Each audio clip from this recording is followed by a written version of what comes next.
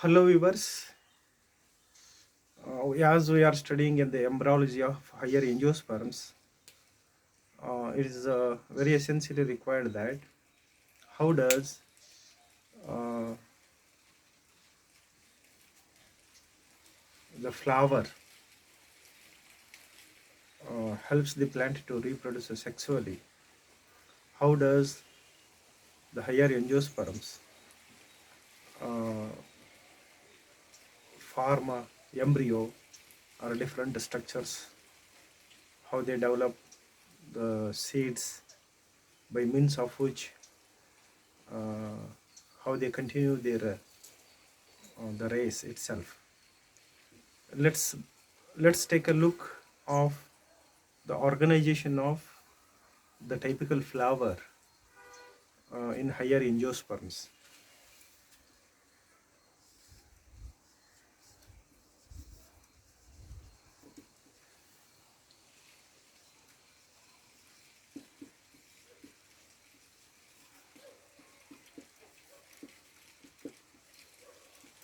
Organization of typical flower.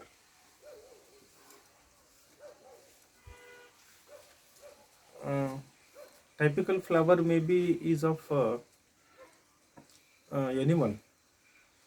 Usually it is the flower of tribulus species can be taken as a good example to study the uh, complete structure of the flower, because it is through these flowers higher angiosperms reproduce sexually.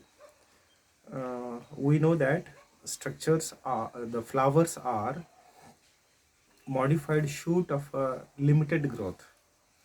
Uh, Through these flowers, higher angiosperms reproduce sexually. So, sex organs of the plants are associated with the flowers. Flowers are uh, variously colored and are very smaller and very larger.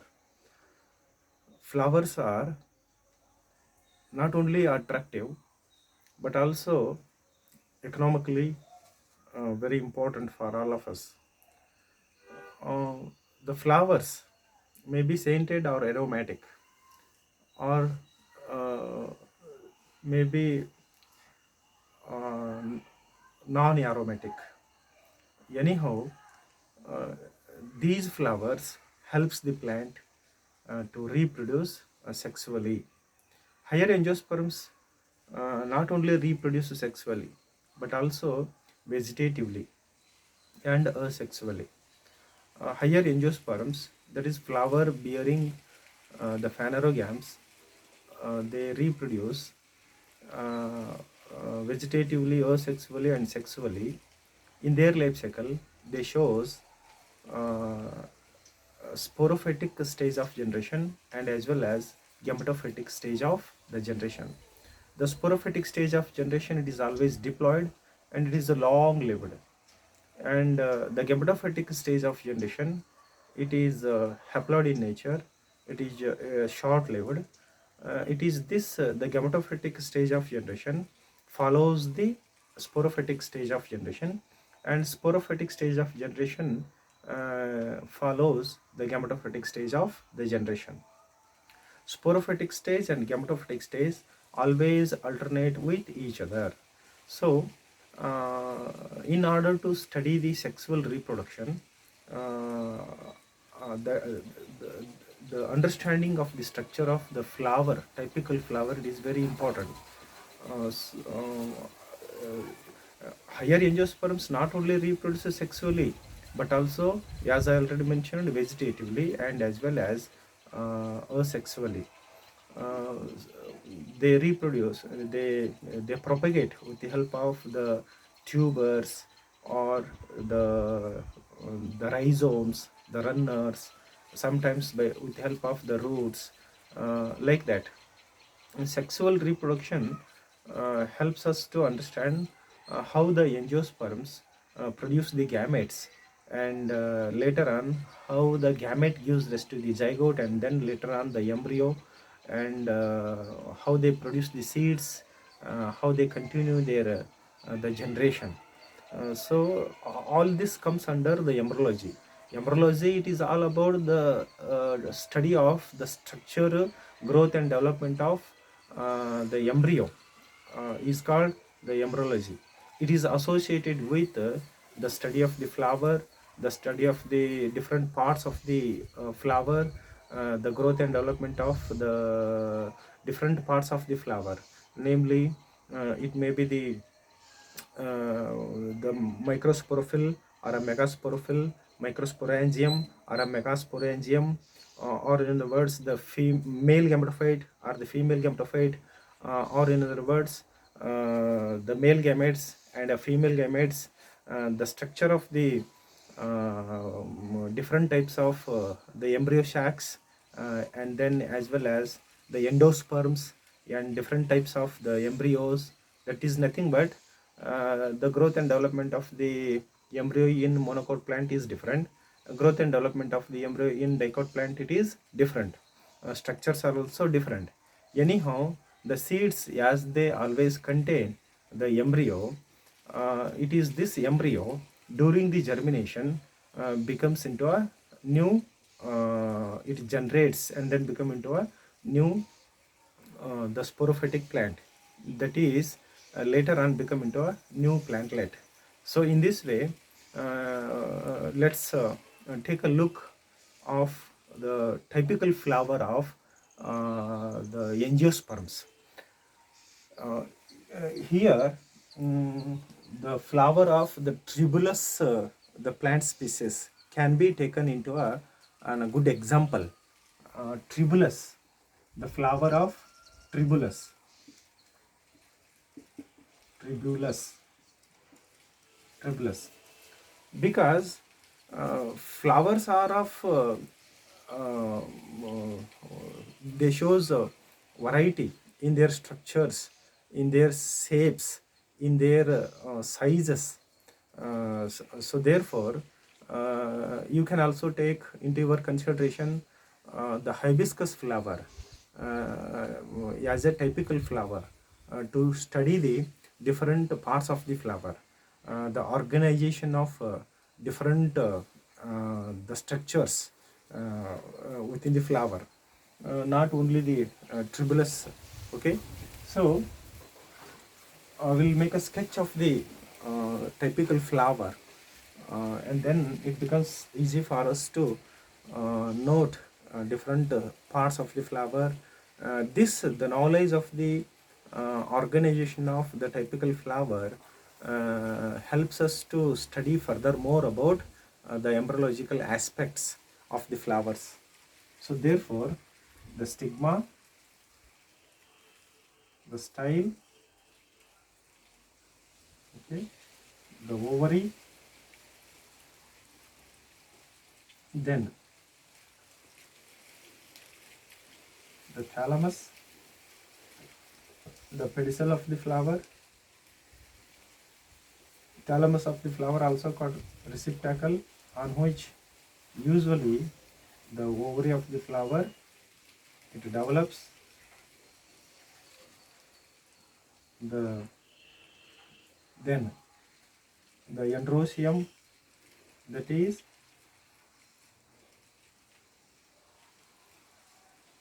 the anther filament, together known as a stamen, like that.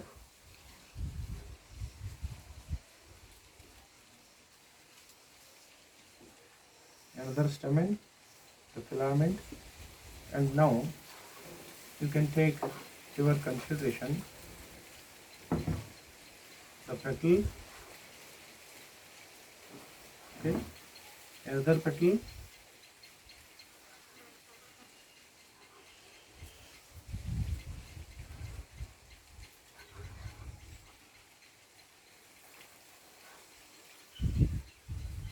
then you may show at another petal like this, then the sepals,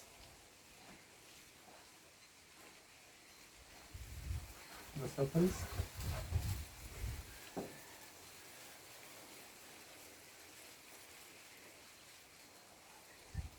A tender sepal.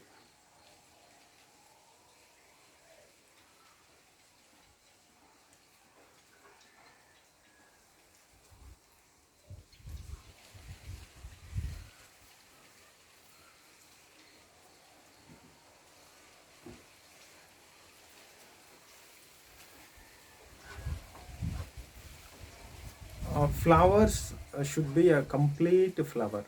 A complete flower is the one which contain all the four different roles of the flower. Different roles. Different roles. There are four roles are present in the flower. That is the end. That is the calyx, corolla, dendroecium,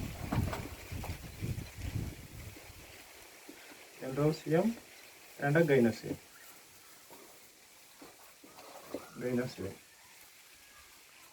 Calyx, corolla, endoecium, gynoecium. These are the four roles which are present in a typical complete the flower itself. The flowers may be complete or incomplete. Again, they may be a regular or irregular, or in other words, flowers may be a unisexual flower or a bisexual flower, complete flower or a incomplete flower. Flowers may be a hermaphrodite or a actinomorphic, like that. Here, the complete flower, complete flower always contain four roles and are actinomorphic. Actinomorphic means what? If we cut the flower, if it becomes two equal halves, such a flower can be termed as a complete flower, actinomorphic flower. That is a actinomorphic flower. If it can be cut into two equal parts in any plane, such a flower should be called as a actinomorphic flower. So a complete flower is the one which contain all the four different the roles: the calyx, corolla, endoecium, gynoecium. Calyx is the first role of the flower. This means what? All the four roles usually develop on the thalamus of the flower. This is the thalamus. Thalamus, also called receptacle.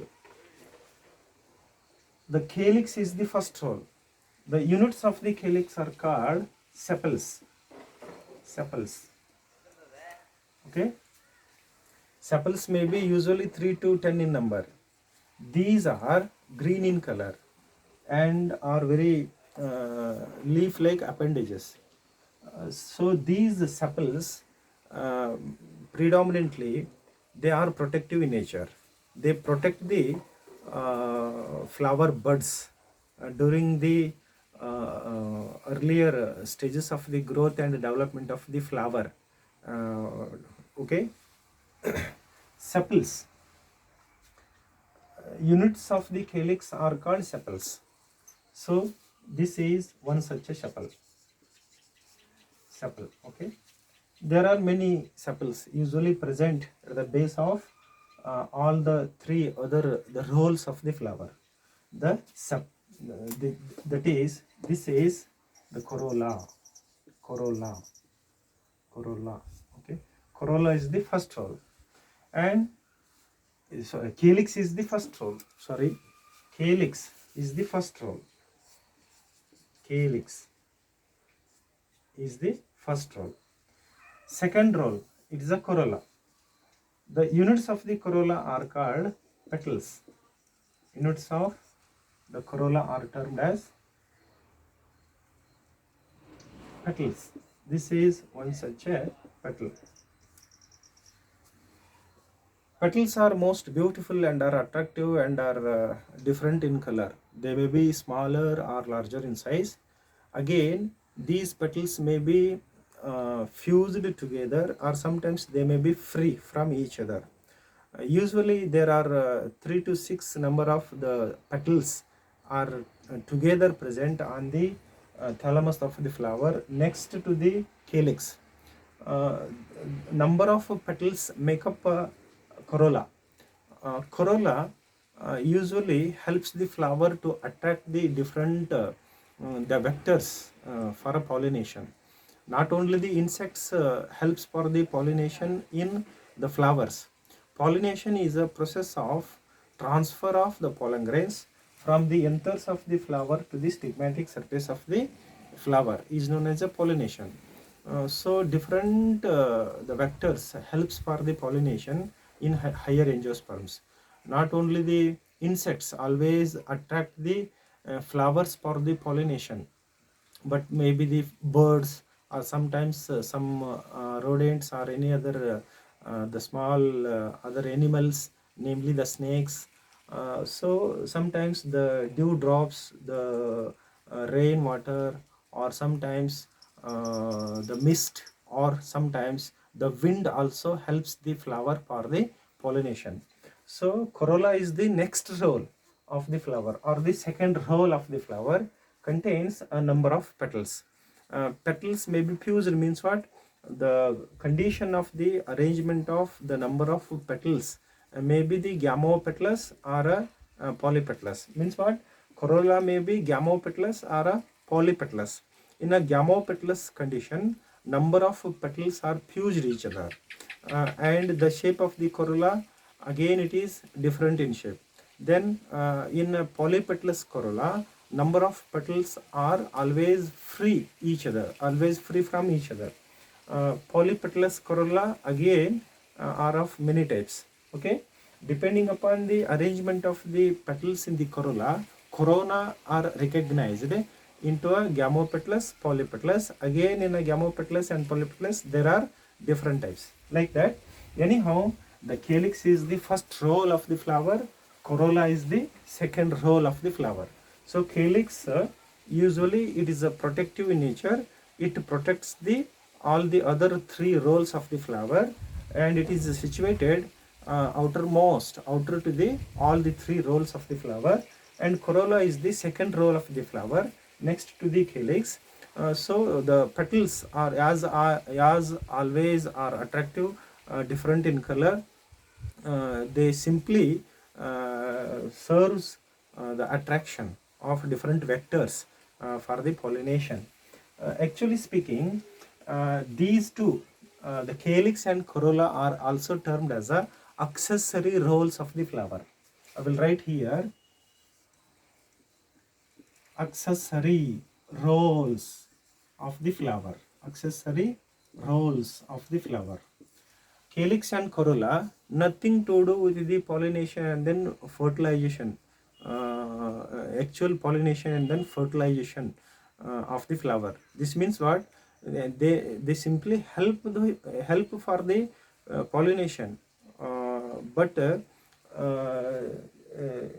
it is these two the roles of the flower, namely the androecium and gynoecium. These two roles actually involve in the production of the gametes and the pollination and fertilization, growth and development of the embryo sac, the endosperm and the embryo and the seed and the fruit, like that. So therefore androecium and then gynoecium are termed as reproductive roles of the flower. Reproductive roles of the flower. Reproductive roles of the flower actually involve in the process of the production of different gametes and growth and development of different different microspores, megaspores, microsporangium, megasporangium, the embryo sac, the ovule, like that, the ovary, and so on. So androecium is the third next role, the third role of the flower. Androecium, also called by the name as a the male sex organ, male sex organ of the flower, male sex organ of the flower. So the units of the androecium are called as a stamens. Units of the androecium are called stamens. So this is one such a stamen. This is one such a stamen. The anther of the flower, anther of the stamen. Okay, this is the filament of the stamen. This is one such a stamen. Stamens are the units of the androecium. Androecium is the male sex organ of the flower. Each and every stamen consists of a long filament and a anther, bilobed anther. And there are two lobes usually present in the anther. Again, different plants they shows different structures, in the stamens. Okay, anthers are said to be a basifixed anther, dorsifixed anther, like that. If the filament it is attached to the anther on dorsal side, such a stamen is known as a dorsifixed. And if this filament attached at the basal side, such a stamen is known as basifixed stamen. Like that, stamens are the units of the androecium. Okay, the flowers they may develop number of stamens. Again, these stamens they shows different types of the arrangements. The arrangement of the number of stamens in a flowers morphologically called by the name as a monodelphous stamens, polydelphous stamens, like that. Later on, you may study the different morphology of the stamens or androecium. Here, what it is necessarily required this time, what is androecium? What is the role of the androecium in the process of the formation of the microspores, like that. So the stamens are also called microsporophylls. Microsporophylls. Okay, these microsporophylls contain a microsporangium and microspores. Microsporangium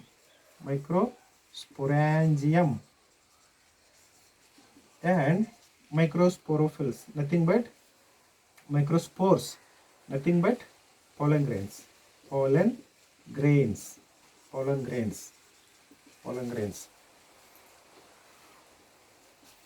Number of microsporophylls usually born on the thalamus of the flower as a third role of the flower, third reproductive role of the flower. These may be smaller in size or larger in size. Sometimes a number of flowers are grouped together and are born around the ovary of the flower. Sometimes they may be shorter, sometimes these stamens may be longer than that of the entire pistil or the gynoecium of the flower. So stamens are also called microsporophylls. Microsporophylls they contain a anther and a long filament. So this is the anther. Bilobed anther usually contain 4 microsporangia. The cut section of the anther, it reveals the presence of the 4 sacs or the 4 locules, also called the 4 microsporangia. One microsporangium, another, like that. So it is the point of the attachment of the filament, the microsporangium, in which the microspores are present. So these microspores also called the pollen grains. It is these pollen grains later on they germinate or they develop and then become into a male gametophyte, that it contains the male gametes. Microspores are not at all the male gametes of the flower. Microspores, they of course after the germination they gives rise to the male gametes. So microspore, each and every microspores, as the name indicates, these are very minute and microscopic in nature. They contain the nucleus and amount of the cytoplasm covered by the exine and intine. exine and intine. Okay, exine is the outermost the layer of the pollen grain or a microspore, and intine is the inner layer of the microspore. Exine is a very hard and non-elastic in nature, and it is very variously sculptured. And inner layer, it is elastic in nature, it is smooth and thin in nature. So intine and exine, the nucleus. So every such a microspore, a number of microspores are born within the microsporangium. The process of the formation of the haploid microspores within the microsporangium of the microsporophyll is also termed as microsporogenesis. Okay, every microspores are always usually identical. So that is the study of the pollen grains of plants can also be termed as palynology. It is a very special branch of the embryology. Embryology, it deals with the study of the structure, the growth and development of the microspores, also called the pollen grains. Then, so this is the third, the role of the flower, the third role of the flower. Then the gynoecium. Gynoecium is the fourth role of the flower. Gynoecium. Gynoecium also called the pistil. Gynoecium also called the pistil. Okay, pistil usually consists of the stigma or a stigmatic surface, the long style, and the basal swollen, very broad, the ovary. So stigma, style, ovary together termed as gynoecium. Gynoecium constitutes the female sex organ of the flower of a higher angiosperm. It is also called by the name as a pistil. It is a female sex organ. Female sex organ of a flower of a higher angiosperms. All higher angiosperms reproduce sexually. So gynoecium and androecium, these two are also called reproductive roles, the male sex organ and the female sex organ. Stigmatic surface helps the gynoecium to to attach the pollen grains, as it is always sticky in nature. Number of pollen grains, if they are transferred from the anthers, usually they sit upon the stigmatic surface where they germinate and then they produce the pollen tube. This is the stigmatic surface, the long style. This style, maybe it is a very short or very long, maybe it is a solid or a hollow. Some flowers usually they bear very long the style. Some flowers they bear very short style. Again, the style may be a solid or a hollow style. This style connects the basal, very broad, the portion of the gynoecium known as the ovary. This is the ovary. Okay. Stigma, style, ovary together termed as a gynoecium. Actually speaking, the units of the gynoecium termed as the carpels. Units of the gynoecium are termed as carpels. Units of the gynoecium are termed as carpels. These carpels are present within the ovary of the gynoecium. It is very important. So the units of the calyx are called sepals. Units of the corolla are called petals. Units of the androecium are called stamens. Units of the gynoecium are pistil, known as the carpels. These carpels are present within the ovary. Okay. The sectional view of the ovary of a typical flower, it reveals the presence of a number of carpels like this. One carpel, another carpel, like that. The ovary may be a monocarpellary ovary, bicarpellary ovary, tricarpellary ovary, or a polycarpellary ovary, tetracarpellary, pentacarpellary, or a polycarpellary ovary. Okay, so carpels actually contains the ovules. The ovules, it is these ovules later on become into the seeds. Okay, the entire the ovary of the flower after the pollination and fertilization becomes into a fruit. Okay, so in this way, the organization of different parts, different structures of the flowers, very important. Anthers are termed as the anther filament, together termed as the stamens. These are also called by the name as a microsporophylls. Okay, stigma style ovary. Within the ovary, we will usually observe the presence of the carpels. Okay, these carpels contain ovules. Ovules contain the megasporophylls. Okay, megasporophylls. Megasporophylls. Megasporophylls. Megasporophylls. Then each and every ovule contain a embryo sac. Embryo sac usually they contain the female gamete. Okay, female gamete. The growth and development of the female gametophyte occur within the ovule of a carpel of the ovary. So calyx, corolla, androecium, and a gynoecium. Depending upon the